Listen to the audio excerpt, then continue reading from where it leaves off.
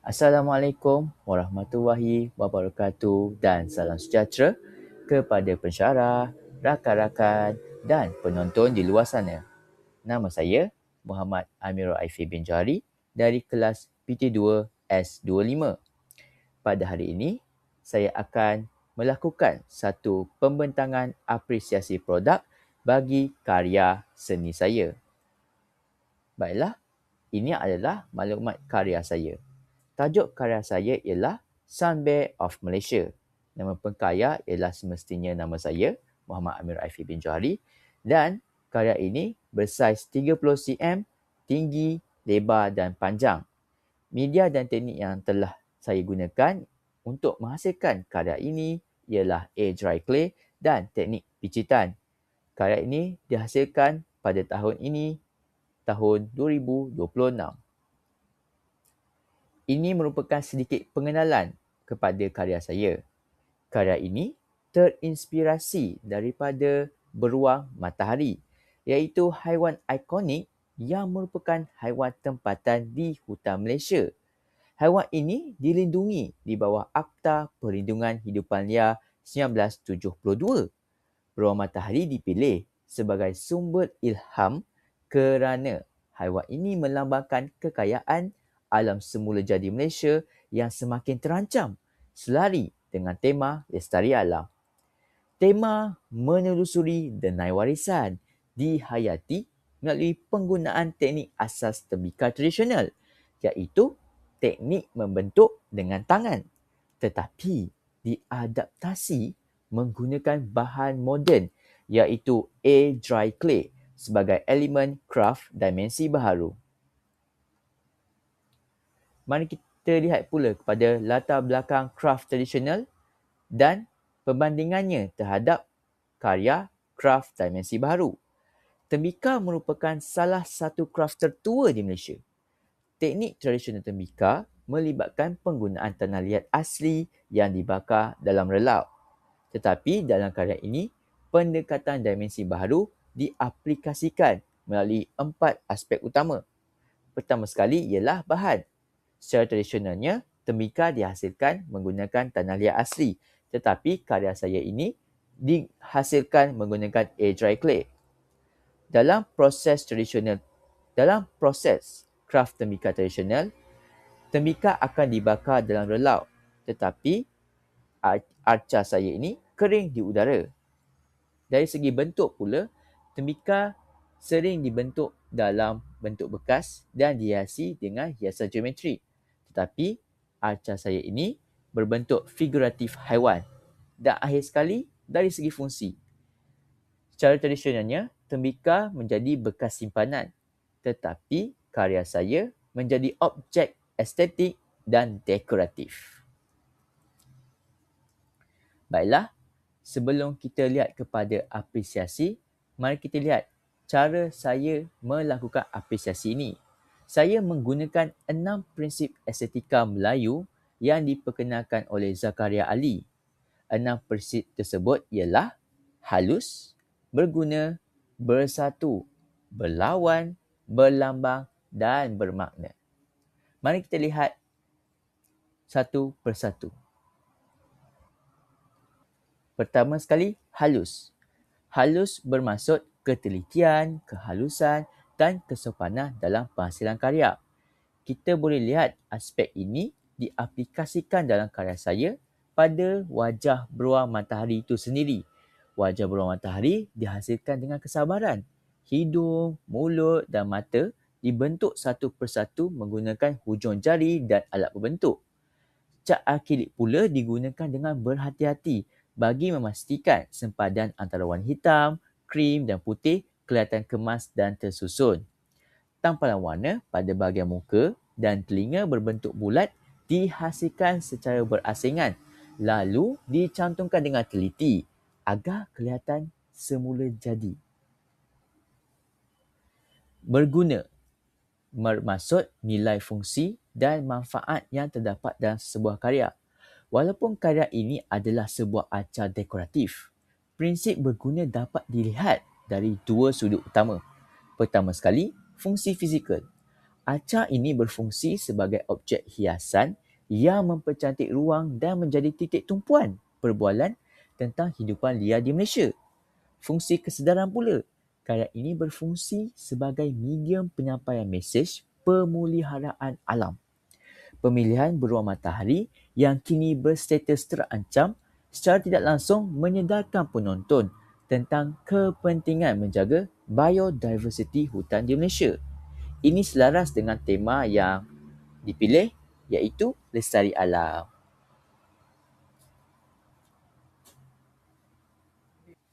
Prinsip bersatu bermaksud keharmonian dan perpaduan antara elemen-elemen dalam karya. Prinsip bersatu ini terzahir melalui kesepaduan antara bentuk, warna dan teknik dalam karya ini. Pertama sekali, perpaduan warna. Kombinasi 3 warna utama iaitu hitam pekat pada badan, krim pada tampalan muka dan telinga serta putih pada kola adalah harmoni dan mencerminkan warna sebenar beruang matahari di alam liar. Perpaduan dari segi bentuk. Kepala yang membulat, telinga yang simetri dan badan yang kukuh membentuk satu komposisi arca yang seimbang dan stabil. Ketiga, perpaduan dari segi tema dan karya. Konsep lestari alam bersatu padu dengan pemilihan subjek iaitu haiwan yang Malaysia, beruang matahari yang terancam dan juga bahan yang digunakan iaitu air dry clay yang tidak memerlukan pembakaran, maka mesra alam. Kedua-dua pemilihan subjek sumber ilham utama dan bahan yang akan digunakan membentuk satu mesej secara keseluruhan pada karya. Berlawan bermaksud kontras dan pertentangan yang mewujudkan daya tarikat dalam karya. Prinsip berlawan ini hadir dengan jelas melalui pertentangan warna yang kuat. Hitam dengan putih dan krim. Warna hitam pekat pada badan dan kepala arca berbeza secara drastik dengan tampalan krim muda pada wajah dan telinga, mewujudkan kontras yang menarik perhatian dan mata. Kedua, dari segi kasar dan lembut. Tekstur permukaan arca yang berbintil-bintil dan bertekstur akibat proses berbentuk dengan tangan berbeza dengan bulatan tampalan muka yang lebih licin dan lembut, menciptakan kontras tekstur yang menarik. Perpaduan tema dan karya. Penggunaan air dry clay model sebagai medium dalam kraft tembikar tradisional sendiri adalah satu bentuk kontras yang menjadi identiti utama karya ini sebagai kraft dimensi baharu. Berlambang bermaksud simbolisme dan makna tersembunyi di sebalik elemen visual dalam karya. Setiap elemen visual dalam karya ini mengandungi nilai simbolik yang mendalam. Pertama sekali, penggunaan beruang matahari sebagai subjek utama. Haiwan tempatan Malaysia ini melambangkan kekayaan, biodiversiti dan warisan alam negara.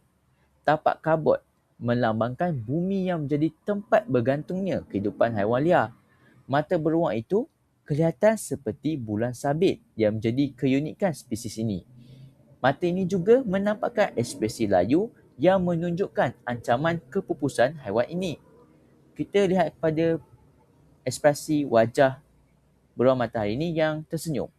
Ini mencerminkan keramahan alam semula jadi dan keperluan manusia untuk hidup berdampingan dengan hidupan liar. Akhir sekali, bermakna bermaksud nilai budaya, mesej dan makna yang mendalam yang ingin disampaikan melalui karya. Karya arca beruang matahari ini penuh dengan makna pada pelbagai lapisan. Pertama sekali, makna alam sekitar. Karya ini menyuarakan kepentingan pemeliharaan beruang matahari di Malaysia. Arca ini berjaya menyampaikan mesej ini secara kreatif dan berkesan. Makna seni pula. Karya ini membawa mesej bahawa seni bukan sekadar hiasan, tetapi alat menyampaikan nilai murni, kesedaran alam sekitar dan jati diri budaya kepada generasi akan datang. Ketiga, makna budaya. Karya ini menggabungkan nilai kraft tradisional Melayu, tembikar dengan elemen zaman kini. Ini membuktikan bahawa warisan budaya boleh terus hidup dan relevan melalui adaptasi kreatif. Mari kita lihat pula kepada proses penghasilan karya. Pertama sekali, saya menyediakan semua alat dan bahan untuk membina patung beruang matahari. Kemudian, saya akan menggunakan kertas untuk membentuk bentuk asas patung ini, iaitu kepala dan badan. Selepas itu, saya akan menggunakan pita pelekat untuk mengukuhkan struktur kertas itu. Saya juga akan menggunakan tanah liat, iaitu air dry clay. Saya akan meratakan tanah liat itu untuk memudahkan proses balutan. Selepas tanah liat diratakan, saya akan membalut kertas yang telah dikukuhkan strukturnya dengan pita pelekat tadi untuk membentuk tubuh badan acar beruang matahari. Selepas itu, saya akan membiarkan tanah liat kering. Selepas tanah liat itu kering, saya akan menggunakan kertas pasir untuk melincingkan permukaan tanah liat. Selepas itu, saya akan membentuk pula bahagian-bahagian kecil patung ini. Seperti matanya, telinga, mulut, hidung yang akan diletakkan pada muka patung. Selepas siap semua itu, saya akan menggunakan cat akrilik untuk mewarna bahagian-bahagian patung beruang. Saya akan menggunakan warna hitam, warna putih dan warna krim. Selepas warna-warna ini kering, saya akan mencantumkan semua bahagian menggunakan tanah liat dan gam kayu. Dan inilah hasil produk akhir. Patung beruang matahari dan juga saya bersama produk saya. Baiklah, mari kita lihat pula kepada kelebihan karya ini. Karya ini berbentuk 3 dimensi yang kukuh dan stabil. Acar ini berjaya dihasilkan dalam bentuk 3 dimensi yang stabil tanpa terhentak atau retak. Ini menunjukkan pengkarya memahami teknik asas membentuk air dry clay ini dengan memastikan ketebalan dinding clay adalah seragam agar tidak berlaku keretakan semasa proses pengeringan. Keseluruhan struktur acar ini berdiri teguh di atas tapak cardboard tanpa perlu sokongan tambahan, mencerminkan kemahiran teknikal yang baik. Kedua, ekspresi wajah yang ekspresif dan berkarakter. Wajah acar ini berjaya menyampaikan ekspresi yang mesra dan menarik. Senyuman halus pada mulut, hidung bulat dan mata yang tenang memberikan personaliti tersendiri kepada karya.